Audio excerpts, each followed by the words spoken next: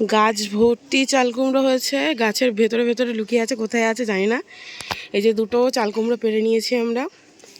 একটা একদমই ছোটো, মানে ওটা একদমই কচি, আর একটা বড়। যেটা কচি আছে ওটা দিয়ে আমরা একটা নতুন রেসিপি দেখাবো তোমাদেরকে। তো চলো সঙ্গে থাকো, দেখো কীভাবে বানাচ্ছি।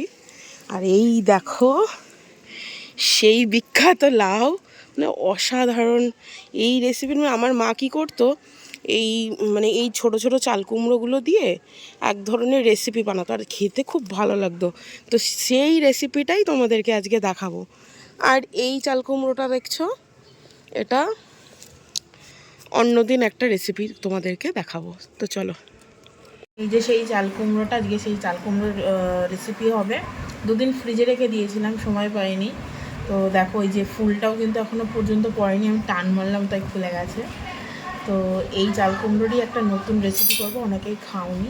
তো এর ভেতরে প্রচণ্ড আল রয়েছে, সেগুলো কিন্তু খুলে দিতে হবে, নাহলে অনেক সময় চুলকায়। আর চাইলে এটাকে অনেকে কেটে নিতে পারে, তো আমি একটু কেটেই নেব। দাঁড়াও একটু কেটে নিই। এই যে আমি কেটে নিচ্ছি, এখান থেকে মুখটা কেটে নিলাম, আর এইভাবে পেছনটা কেটে নেব। চাইলে তোমরা চোকলা ফেলতেও পারো অথবা নাও ফেলতে পারো। তো আমি এখান থেকে চোকলাটা ফেলে দিচ্ছি। একদম কচি দেখতে পাচ্ছি, চোকলা ফেলানোর দরকার পড়বে না মনে হয়, তবু আমি ফেলে দিই। আর এটা যে চাল কুমড়ো, এই রেসিপিটা হওয়ার পরে কেউ বুঝতেই পারবে না যে এটা তোমরা চাল কুমড়ো খাচ্ছ। একদম অন্যরকম রেসিপি। এটা আমার ঠাকুরদা, মানে আমার ঠাকুরদা এখন বেঁচে নেই, স্বর্গীয়। তো উনি খুব ভালো খেতেন। আমার মায়ের বিয়ে হওয়ার পর মা তো কখনো আমার ঠাকুরদাকে দেখেনি। তো আমাদের পরিবারের মুখ থেকে শুনেছে যে এরকম একটা রেসিপি হয়। তো মা নিজের মতন করেই বানিয়েছিল। সত্যি কথা বলতে মানে সেম ওই রকম যে টেস্টটা, সেটাই এসেছিলো খেতে, আর দারুণ লাগে কিন্তু। দেখো এখানটা একটু পোকা ধরে গেছে, তো আমি এখানটায় ফুটে ফেলে দিলাম। এর জন্যই মেনলি এইভাবে কাটা, না হলে কী হয় যে কোথাও পোকা টোকা থাকলো দেখা যায় না। আর এখন গাছের মধ্যে কি হয়েছে, বর্ষার জন্য বোধহয় এরকম ফলের মধ্যে পোকা ধরে যাচ্ছে নাকি। এর আগের দিন তোমাদের চাল কুমড়োর ডগার একটা রেসিপি দেখিয়েছিলাম, করে নেবো। আর এই যে এটাকে একটু পুড়িয়ে ফেলে দেবো। দেখেছো হাত পিছলে গেল, হাতটা পিছলে গেল। হাত পিছলে গেলে চলবে না, ভালো অনেকটা জায়গা দিয়ে। এটা আর দুদিন থাকলে না বড় হতো ঠিকই, কিন্তু ভেতরে কিন্তু পোকা ধরে যেত। যাই হোক, আমি এবার, এটা হচ্ছে মেন প্রসেস, তো এটাকে আমি এরকম করে ফুটো করে নেবো।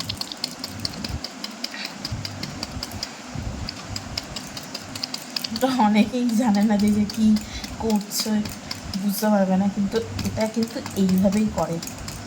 এতে নুন মশলা সব যেরকম রয়েছে সব কিন্তু ইকুয়ালি যাতে এটার মধ্যে থাকে। আস্তে আস্তে কর, লিখে যাবে, লাগবে না, করে করে অভ্যস্ত। যারা করবে প্রথমে তারা কিন্তু একটু সাবধানতা অবলম্বন করে করবে, কারণ এইরকম যারা প্র্যাকটিস না করেছো তাদের কিন্তু অসুবিধা হতে পারে। তো আমার কোনো অসুবিধা হয় না করতে করতে। আমি এরকম অনেকবারই করেছি, করে করে খাই। তো মা তো গত হয়েছেন প্রায় 4 বছর হতে আসলো, মা করে খাইয়েছিল, তারপর থেকে আর কখনোই খাওয়া হয়নি। তো শখ করে একটা গাছ, মানে একটাই বীজ লাগিয়েছিলাম আমি, তো ওটা থেকে অনেক ফল এসছে। ইচ্ছা হলো, আর মায়ের কথাটাও খুব মনে পড়লো যে করে খাই, তাই তোমাদের কাছেই শেয়ারটা করছি। আমার মা কিন্তু এই মানে খাবারটা হলে সাথে টক ডাল, আমার মা খুব কাঁচা লঙ্কা ভালো খেত, তো এরকম 4-5টা কাঁচা লঙ্কা নিত, সাথে টক ডাল, আর এই ভাজা হলে তো কোনো কথাই নেই, আর কিচ্ছু নিত, শুধু এই দিয়েই ভাত খেয়ে নিত। দূর থেকে না একটু দেখো, পুরোটা কিন্তু এরকম ফুটো ফুটো করে নিয়েছি। আর বুঝতেই পারছো যে কতটা ভেতর থেকে মানে পুরোটাই কিন্তু এরকম করে ফুটো করে নিয়েছি। মানে যেটা হাড় থাকে এটা কিন্তু এখন চাপ মানে এরকম পাতলা হয়ে যাবে। আর এটাকে আমি বেগুনির মতন করে কেটে নেব, মানে বেগুনির মতন অত পাতলা না, একটু একটু মোটা মোটা করে, আর গোল গোল করে কাটবো। এ দেখো এইভাবে কেটে নেব।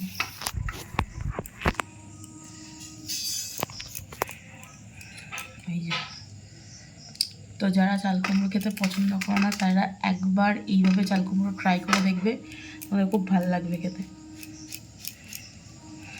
মানে সত্যি কথা বলতে কেউ বুঝতেই পারবে না এটা যে চাল কুমড়ো, চাল কুমড়োর রেসিপি।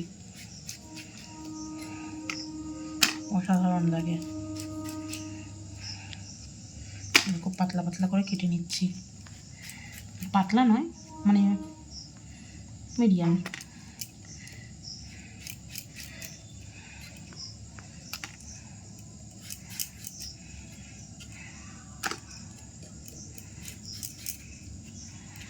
এইভাবে কেটে নেবো সবগুলো। এখানে আমি চালের গুঁড়ো আর একটু সামান্য ডাল গুঁড়ো করে রেখেছিলাম, ওটা মানে আমি ড্রাই পেস্ট করেছি, মানে এখানে জল দিয়ে ভিজানোর কোনো প্রয়োজন মনে করি না। দেখো পুরো একটু দানা দানা রয়েছে, এইরকমভাবে করে নিয়েছি। আর তোমরা চাইলে সুজিও দিতে পারো, সুজিতে কিন্তু ভালো মচমচে হয়, তবে আমি একটু চালটা দিয়েছি। এখানে দিয়ে দেবো বেসন, বেশ খানিকটা পরিমাণে বেসন দিয়ে দেবো।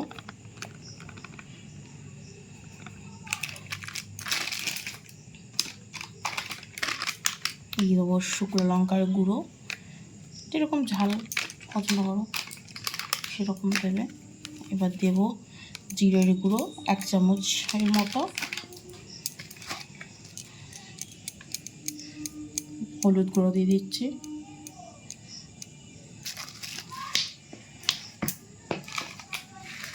আর এখানে দিয়ে দেবো কালো জিরে। তোমরা চাইলে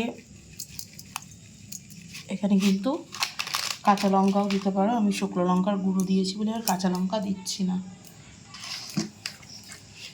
আর দিয়ে দেবো পরিমাণ মতো নুন।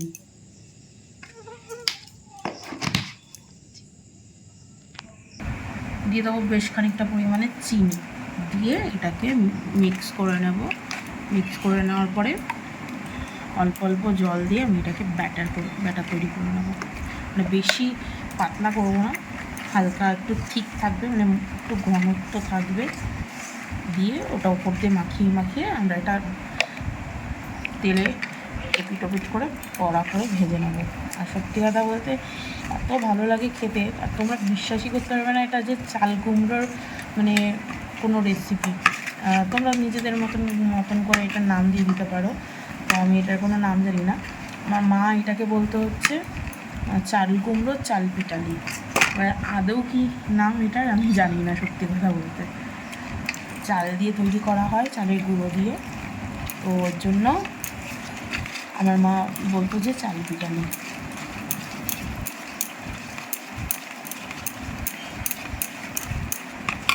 এইভাবে আমি করে নেব। টা করেছি না একদম পাতলা করেছি, এইরকম টাইপেরই ঘনত্ব থাকবে, যেটা আর কি ওই বেগুনি বা কোনো রকম লেয়ার তৈরি করার জন্য এটা করে, কলার চিপস টিপস, তো ওই রকমই করেছি। আর এটা কিন্তু একটু টাইট হয়ে যাবে, কারণ এখানে চালের গুঁড়োটা আছে। চালের গুঁড়োতে যেহেতু আগের থেকে কোনো জল ছিল না, ওটা কিন্তু জলটা যখনই সোক করবে এটা কিন্তু একটু টাইট হয়ে যাবে। তো এটা আমি 15 মিনিট মতন রেস্টে রেখে দেবো যাতে ফুলে যায় ব্যাটারটা। এখানে কিন্তু আমি নর্মাল রেখেছি, কোনো নুন টুন দিইনি, ওর মধ্যে নুন রয়েছে। এর মধ্যে যদি নুনটা না দিই তাহলে কিন্তু মানে খাওয়ার সময় ওপরের লেয়ারটাই নুন লাগবে, ভেতরটা কিন্তু একদম পাঞ্চে পাঞ্চে নুন ছাড়া মতন লাগবে। তো এখানটায় আমি পরিমাণ মতন নুন দিয়েও এটাকে মাখিয়ে রেখে দেবো যাতে এটা সফট হয়ে যায়, আর ভাজার পরে বেশ সুন্দর একটা ক্রাঞ্চিনেস আসে। জাস্ট কিছুই না, এরকম করে একটু নুন দিয়ে মাখিয়ে রেখে দেবো। আর ভেতরের থেকে যে জলটা আছে সেটা জলটাও ছেড়ে যাবে, আর খেতেও কিন্তু খুব ভালো লাগবে। অনেকেই আছে কিন্তু চাল কুমড়ো একদমই পছন্দ করো না খেতে, বিশেষ করে আমি তো চাল কুমড়ো একদম ভালো লাগে না, চাল কুমড়ো ছেঁচিয়ে ফেঁচিয়ে খেতে। যদি লাউ দিয়ে চিংড়ি মাছ দিয়ে করে দেয়, লাউ চিংড়ি, তখন খাই, কিন্তু চাল কুমড়োটা আমি একদমই খেতে চাই না। তো মা আমাকে এইভাবেই খাওয়াতো, আর সত্যি কথা বলতে খুব ভালো লাগতো খেতে, মানে অসাধারণ লাগতো। তোমরা না খেলে বুঝতে পারবে না যে এটা কী লেভেলের টেস্টি হয়।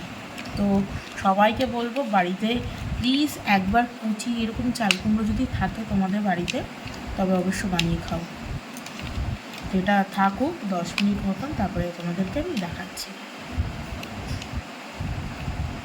এভাবেই রেখে দেবো। হয়ে গেছে, কড়াই গরম হয়ে গেছে, তেল দিয়ে দিলাম। এখানে রিফাইন তেল দিয়ে দিচ্ছি।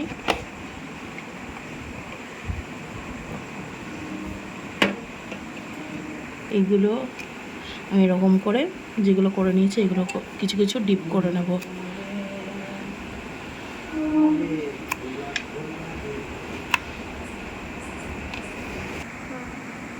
তেলটা গরম হয়ে গেছে, এগুলো আস্তে আস্তে আমি ছেড়ে দেবো। একদম মানে লো ফ্লেমে করব, যাতে এটা মানে ওপরটাই যাতে না হয়, ভেতরটাও সঠিক পরিমাণে কুক যাতে হয়। তো সে কারণে আমি লো ফ্লেমে এগুলোকে করব। একসাথে বেশি দেবো না, 4টে করে ভাজবো।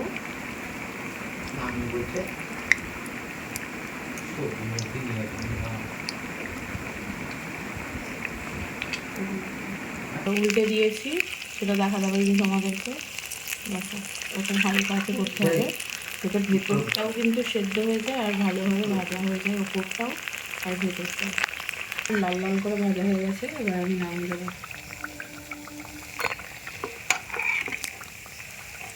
মজা হবে না খেতে, অসাধারণ। ডালের সাথে কিন্তু একদম জমে যাবে, আর কিচ্ছু লাগবে না।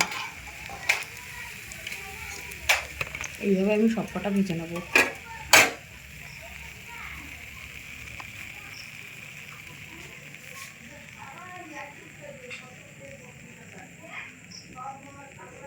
গন্ধটা কি মারাত্মক।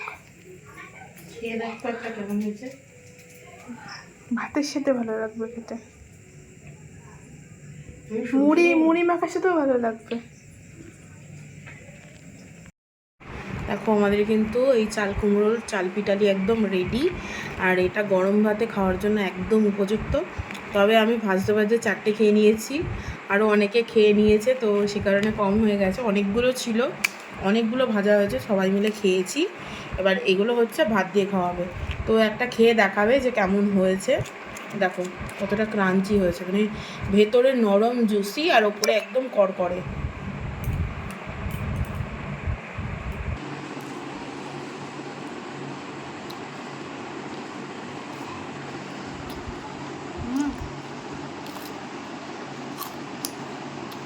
মানে বুঝতে পারছো না, যেহেতু আমার কাছে সাউন্ড ওই এইগুলো নেই, যে ওপরটা কতটা ক্রাঞ্চি হয়েছে আর ভেতরেরটা কি নরম আর জুসি হয়েছে না রে। কেমন লাগছে খেতে?